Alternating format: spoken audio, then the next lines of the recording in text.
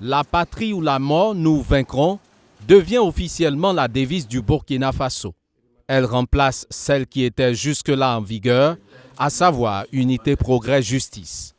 La révision de l'article 34 de la Constitution est désormais actée à l'unanimité par les parlementaires.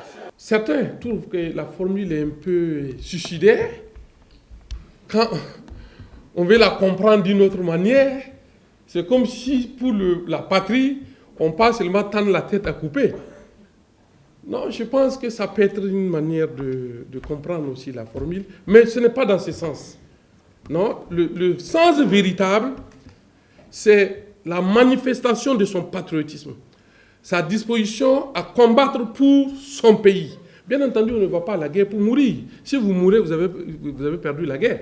Pour que cette devise ne soit pas un simple slogan, plusieurs actions gouvernementales sont entreprises, soutient le ministre. Les critères sont relus pour permettre que dès le bas âge, on puisse commencer une éducation au civisme et au patriotisme. Au niveau du ministère de la Justice, il y a eu plus de 13 conférences dans l'ensemble des régions, des universités, des lycées et collèges pour sensibiliser la jeune génération sur l'importance qu'il faut consacrer au civisme et à la citoyenneté. En plus du changement de la devise, les députés, via la révision de l'article 36, donnent leur quitus pour la mise en place d'une administration spécifique pour accompagner le président du Faso dans l'accomplissement de ses missions.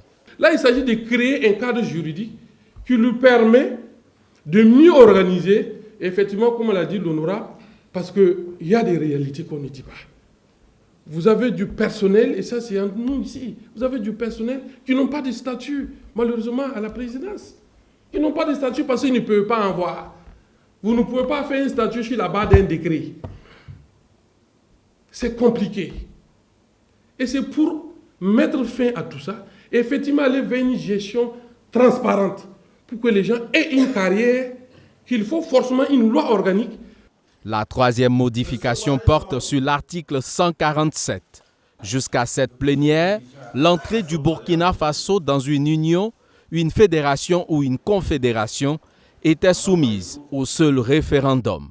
Désormais, cette entrée peut aussi se faire par voie parlementaire après avis du Conseil constitutionnel.